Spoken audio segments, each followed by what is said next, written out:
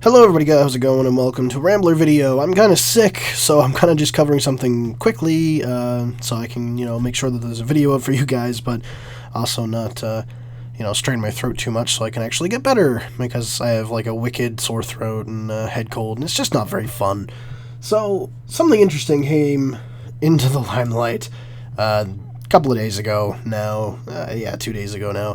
Runescape. If you don't remember who Runescape is, or if you've never heard of them, Runescape is the wildly successful, surprisingly enough, I know, MMORPG by Jagex Limited. It's been out for quite a long time. I think they're celebrating their 15th year this year, so that's kind of cool. It was technically originally released in 2001 and has been going on ever since, and while it's definitely not in its heyday anymore, it still has more than enough concurrent players for them to make sure that it's fully updated. There's a big community for it, and there's plenty of YouTubers that have even made their careers off of doing purely RuneScape content. SparkMac, A Friend, and Moteplox, just as a couple of them. And then RuneScape very recently, has been kind of doing some break-off stuff. Now, Jagex pretty much has primarily done RuneScape for the 15 years that it's been out. However, it did do a little bit with a website called FunOrb and a wildly successful game called Arcanists, which is still going, but is definitely way down from its peak. In fact, there were talks, I believe, about a year ago of actually shutting FunOrb completely down, and while you used to be able to buy membership on FunOrb, for FunOrb, either bundled with RuneScape or just on the RuneScape website a few years ago, however, not anymore, kind of testifies to that site's unfortunate decline, though Arcanists is quite fun. I wish they would release it on Steam or something, but, I don't think they will. Now, Jagex and RuneScape's recent binge has been interesting, because watching them kind of do stuff besides RuneScape, where technically they haven't for so long, has been kind of interesting. Now, the first of those was a kind of a CCG type of deal called RuneScape Chronicles, or Chronicles, RuneScape Legends, technically, which is currently in a closed beta. I think there's an open beta actually coming up in the coming weeks, so if you haven't tried that, and you're into CCGs, definitely give it a try, and if you really want to kind of see what it's kind of about, there's all kinds of reviews and stuff, and I've also done an at-a-glance video on the basis of Chronicles, RuneScape Legends. It's quite fun, actually. I've played a good, 8 to 10 hours of it or so far, and, I kind of enjoy it. Every once in a while I'll go on, I'll play a match type of thing. It's nothing that I'm going to sit down for hours for, but definitely something that can, while away 10 to 20 minutes of my time. So, kind of cool. And it's got, competitive online and stuff like that, or you can just play against bots if you so choose. But it's an interesting path for them to take, and that's actually being developed completely by Jagex themselves. It's not an external studio. However, 2 days ago, when making this video, so the 17th of February, RuneScape Idle Adventures was actually announced for spring of this year, so, probably April, May.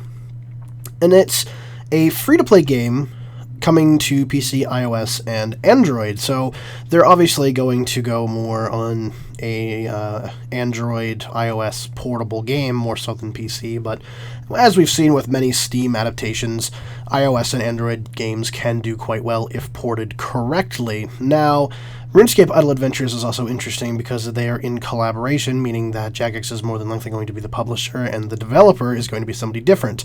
Who is that different person? Hyper Hippo. They are the studio behind the fairly successful game Adventure Capitalist, which actually has a ton of positive feedback and is an extremely popular game. Also, a local studio to me. They're based in Kelowna, British Columbia, and I live about an hour south of that in Penticton, so that's kind of interesting. I actually first caught wind of this not from RuneScape's official website, even though I do play RuneScape quite often, but actually from a local news source called Castanet, which covers most of the Okanagan Valley for news, so that was kind of interesting. I'm like, RuneScape, what the hell's going on here? So, essentially what it is an idle game. That's in the name. And idle game genres are more or less games that you can play in quick successions and kind of leave to do its own thing for a few hours and come back to, which works for iOS and Android, really. I would imagine, since it's going to be free to play, there will be microtransactions in it to either buy items or quicken the gameplay in some description, which is fine, I guess. I mean, I understand that is the portable model for it. However, PC, I'm not really sure how they're going to really integrate something like that, but unless it's, of course, in the game itself, which is a possibility, or they could just release certain DLC packs for $1 a piece or something onto Steam. Who knows? Won't know till it comes out. Now, essentially, what it's going to be is a quick-to-play RPG. As I said before, that's basically the idle game genre boiled down. And it's going to be basics for leveling and looting items. In a, average session, you'll probably spend about 5 to 10 minutes or so. Usually with idle games, it's the length of time, making kind of like choices and stuff for your character in the game. And then you kind of leave them to, train, fight, or, loot stuff, or knowing RuneScape, probably maybe some easy quests or something, perhaps, in real time, which is why it's an idle game and not like a, sit down for 6 hours and play the stupid game, which is kind of interesting. I don't know. RuneScape and idle games are very different, but whatever. Now, they're saying it's going to be a low-intensity gameplay type of thing, which with idle games makes sense, and it's going to have deep character progression and a lighthearted comedic story with nuggets of RuneScape lore unveiled as you progress. So essentially what they're saying here is, and I don't know how they're going to really work this in, but is they're going to kind of reveal some RuneScape lore and stuff as you progress through the game. So it makes me wonder whether they are marketing it towards a wider audience to get to play RuneScape and come into RuneScape, which would make sense because it is their biggest moneymaker currently. Or if it's just based and targeted towards RuneScape players currently, which it, technically will be anyway. Now, I think it would be very, very smart of them, especially with Hyper Hippo, because they have made quite the game before with Adventure Capitalist, to make a decent, well-flushed-out game that will get people enticed to maybe try out RuneScape for themselves and, possibly get membership and spend some damn money. So that's kind of interesting.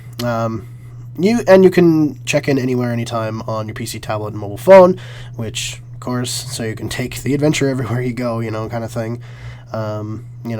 It's also, apparently, then they say this, which makes me think even more that it's targeted towards people who haven't played RuneScape or quit playing RuneScape to try and bring them back in. And I quote from RuneScape's official website here, "It's also a perfect second screen game while you're training your skills in RuneScape." So, oh my. And now they do kind of explain the story a little bit. Of course, that's going to be more flushed out later on, and I'll just read what they have written here. In RuneScape Idle Adventures, you're the wielder of an elder artifact. They spelled artifact wrong, I think, here. Known as the Needle. It's your job to nurture and protect Gielinor, or Gelinor, however you want to pronounce it, which is essentially, the Gielinor, if you don't play RuneScape, is the in-game continent, the land that you play on. There are multiple kingdoms split up between that, but that's getting complicated. I assume the game's going to explain that, I hope. Anyway, it's your job to nurture and protect Gelinor, doing whatever it takes, from fishing trout to grappling with the gods. Interesting. To help those who call it home. While Idle Adventure's story is separate from the World Guardians, essentially World Guardians is the current main storyline going on in RuneScape. If you want to learn about that, honestly, search it up. It's a complicated mess. I'm not going to explain it to a channel that is generally non-RuneScape related. Anyway, you may recognize familiar locations and situations all wrapped up in a breezy narrative style. So, that's interesting. Now, if you are a RuneScape player, there is a thing down here that says, what does this mean for RuneScape? So, if you do play RuneScape, they do kind of explain stuff. So, I don't know. I'll read what they have here anyway. Hyper Hippo are the best at what they do. They are, honestly. And they're heading up development of Idle Adventures. We're involved in the creative direction of the game and game design, making sure that the new game is a good fit for Gelinor. Other than that, it's down to them, essentially making Jagex the publisher, which they've done once before with Ace of Spades. Ace of Spades is okay, I guess. It wasn't bad, but I think they developed it too, and it was okay. RuneScape and Idle Adventures are separate games. There's no need to play one to enjoy the other, but we hope you'll find that they're both great ways to get your adventuring fix. So, essentially, and I'm pretty sure that I'm right here, honestly, yeah. It's going to be a free iOS game or on Steam, so a bigger platform for them to really reach new players, to try and entice these new people to join into RuneScape, trying to bring them in with heavy story, because stuff like Telltale games have been doing excruciatingly well with stuff like with The Walking Dead and Guys of the Wolf and all that kind of crap. Or not Guys of the Wolf, what's the other one they did with the werewolf? Was it Guys of the Wolf? I don't remember. But they've done extremely well. Tales from the Borderlands as well was really, really good. If you like those kind of games and you haven't played Tales of the Borderlands, you owe it to yourself to buy Tales of the Borderlands. It's a really funny game, and it's really well done. But anyway, so those kind of games have been really popular lately, and of course, idle games as well have become more and more popular. My assistant manager plays this game at my work, that essentially you collect cats, and it's an idle game, and like everybody knows what it is. I didn't know what the hell it was, so they're getting more and more popular. So it's kind of an interesting direction for Jagex to go, but it makes me scared at the same time, because if they're going in this direction and their goal is to try and entice people to go into RuneScape and play RuneScape and spend money in RuneScape, does that mean they are not doing the best financially? And does that mean that if this game flops hard and they can't find another way to market RuneScape well, are they possibly going to make cutbacks? Is there going to be, the possibility in probably the later future of a RuneScape shutting down? Or, how bad is their financial situation right now? Or is this more or less just a marketing move to increase the revenue they're already making a ton of? I don't know. It's hard to say. But either way, I'm going to look forward to it. If you're interested, there is a live stream on their Twitch channel coming on the 19th of February. This is RuneScape's official Twitch channel, so you can just search them in Twitch if you want and find them. So if you're interested, maybe give that a watch and see if there's new information. Otherwise, it's coming out in the spring. There's no release date yet. However, one should probably follow sometime in the near future, probably in March sometime. They'll probably come out with a release date for the game. So, if you're interested, something kind of cool, why not give it a play? You never know, you might like it. The game in the background, by the way, is RuneScape, if you were wondering, so you can kind of see what RuneScape looks like now. I know a lot of people that have played it when they were younger and stuff back in 2005, 2006, and it's changed quite a bit. I've been playing it, off and on for the last couple of years, but I played it pretty steady from 2006 till about 2011, 2012.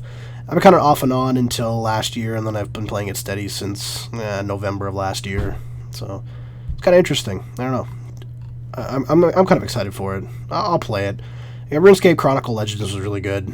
It's a damn good game. The open beta 23rd of March apparently, what I'm reading here. So if you're interested in trying that, go watch my at a glance video. See if you're interested. Go try the beta. It's free, so no real quips about trying it. If you don't like it, oh well. If you do, great. There you go. New game to play. Anyway, guys, that's it from me. I'm going to go and rest my throat. This video ended up being way longer than I thought it would be. But thank you very much for watching, and I will see you all next time. Peace.